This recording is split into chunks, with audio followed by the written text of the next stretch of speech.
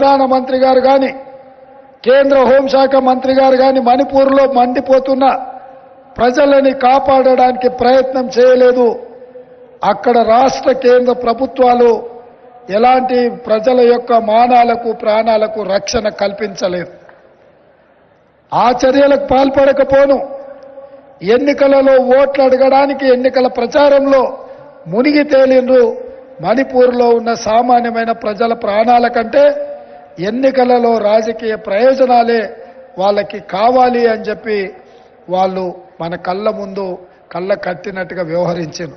కానీ అదే మా నాయకుడు రాహుల్ గాంధీ గారు స్వయంగా మణిపూర్ పర్యటన చేసి బాధిత కుటుంబాలను పరామర్శించి అక్కడున్న జాతుల మధ్యలో వైరాన్ని వైషమ్యాలను తగ్గించే ప్రయత్నం చేసి కలిసిమెలిసి ఉండే విధంగా శాంతి నెలకొల్పడానికి శ్రీ రాహుల్ గాంధీ గారు ప్రయత్నం చేస్తే ఆ ప్రయత్నాన్ని కూడా పార్లమెంట్లో ప్రధానమంత్రి గారు విమర్శించిండ్రు. ఇది శోచనీయము. ఇట్లాంటి మణిపూర్ లాంటి సంఘటనలు దేశంలో ఇంకెక్కడ కూడా జరగకుండా చూడవలసిన బాధ్యత ఈ దేశ పౌరుల మీద ప్రతి ఒక్కరి మీద ఉన్నది. ఆ దిశగా ప్రయాణించడానికి మాకు శక్తినివ్వడానికి ఆ దిశగా మేము ముందుకు సాగడానికి బిషప్లందరూ కూడా మమ్మల్ని ఆశీర్వదించవలసిందిగా ఈ సందర్భంగా నేను కోరుకుంటున్నా. కాంగ్రెస్ పార్టీ ఎప్పుడు అధికారంలో ఉన్న inclusive government, inclusive growth, if it is welfare, if it is development అందరికీ అందుబాటులోకి తీసుకురావడమే మా లక్ష్యము. నిస్సహాయులకు సహాయం అందించడం మా ప్రభుత్వ లక్షణం. అదేవిధంగా అర్హత ఉన్న వాళ్లకు అవకాశాలు కల్పించడం మా ప్రభుత్వం యొక్క లక్ష్యం. అందుకే ఈ దేశంలో మీకందరికీ తెలుసు ఏకే ఆంటనీ గారు, ఆస్కర్ ఫెర్నాండెస్ గారు కేంద్ర ప్రభుత్వంలో అత్యంత కీలకమైన శాఖలు నిర్వహించడమే కాకుండా నీతికి నిజాయితీకి దేశభక్తికి మారు పేరుగా ఏకే ఆంటనీ, ఆస్కర్ ఫెర్నాండెస్ గారు వారి జీవిత కాలం వారు బాధ్యతలో ఉన్నంత కాలం వారు అహర్నిశలు కృషి చేసిండ్రు. ఈ దేశంలో ఎవరు కూడా పదవులు ఇస్తామంటే వద్దన్నారు. కానీ ఏకే ఆంటనీ గారికి పార్టీ మొత్తం మీకు బాధ్యత ఉంది, ఢిల్లీలో ఉండండి, మీకు రాజ్యసభ ఇస్తాం, అన్ని అవకాశాలు కల్పిస్తామంటే కూడా యువతకు మనము అవకాశాలు ఇవ్వాలి, వాళ్ళకి ఇవ్వండి. నేను కేరళలో ఉన్నా, ఢిల్లీలో ఉన్నా ఈ దేశ ప్రయోజనాల కోసం ఎప్పుడూ పాటుపడుతూనే ఉంటా. కాంగ్రెస్ పార్టీ యొక్క గెలుపు కోసం కృషి చేస్తూనే ఉంటా అని చెప్పిన నాయకుడు ఏకే ఆంటనీ గారు. అదేవిధంగా ఈరోజు నేను మీకు మాట ఇస్తున్నా, తెలంగాణ రాష్ట్రంలో ఏర్పడ్డ ఇందిరమ్మ రాజ్యం ఇది పేదల కోసం, పేదల సంక్షేమం కోసం, పేదల యొక్క అభివృద్ధి కోసం, అభ్యున్నతి కోసమే కృషి చేస్తుంది. మత సామరస్యాన్ని కాపాడడమే కాదు, ఇమాంలకు మౌజంలకు అదేవిధంగా మన చర్చిలలో ప్రార్థనలు చేసే పెద్దలకు అందరూ కూడా ప్రభుత్వం వైపు నుంచే గౌరవ వేతనం ఇవ్వాలన్న ఆలోచన మేము చేసినాం. అర్హులైన అందరికీ తప్పకుండా అవకాశం కల్పిస్తాం.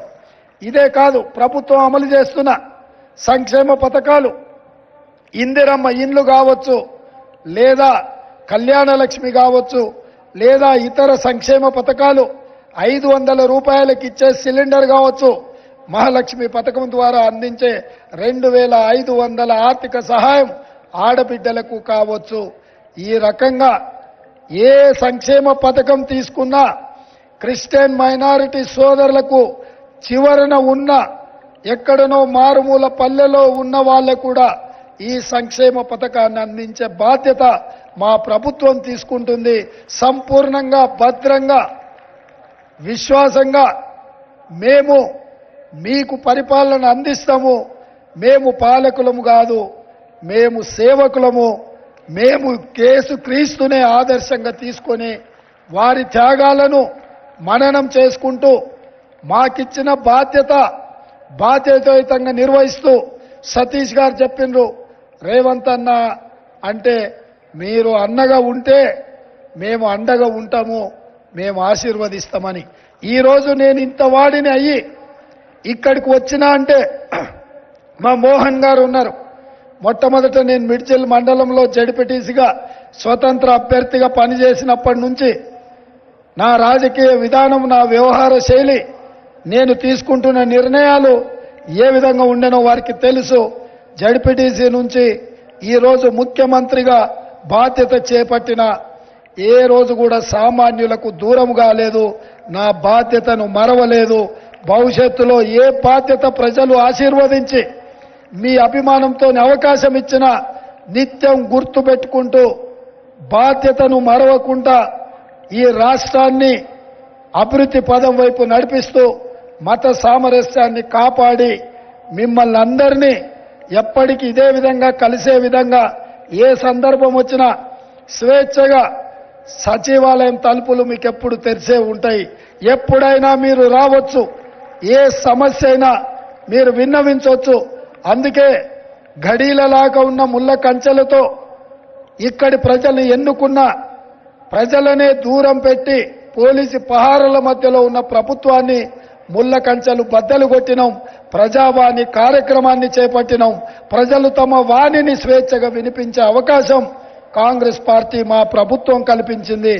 ఎప్పుడు ఏ సమస్య వచ్చినా మా దృష్టికి తీసుకురండి, తప్పకుండా అండగా నిలబడతాం, ఆ సమస్యల్ని పరిష్కరిస్తామని తెలియజేస్తూ మరొక్కసారి క్రిస్మస్ శుభాకాంక్షలు మా మిత్రులందరికీ మీ ద్వారా ఈ దేశ ప్రజలందరికీ కూడా క్రిస్మస్ శుభాకాంక్షలు తెలియజేస్తూ మీ అందరి దగ్గర సెలవు తీసుకుంటున్నా. జై హింద్.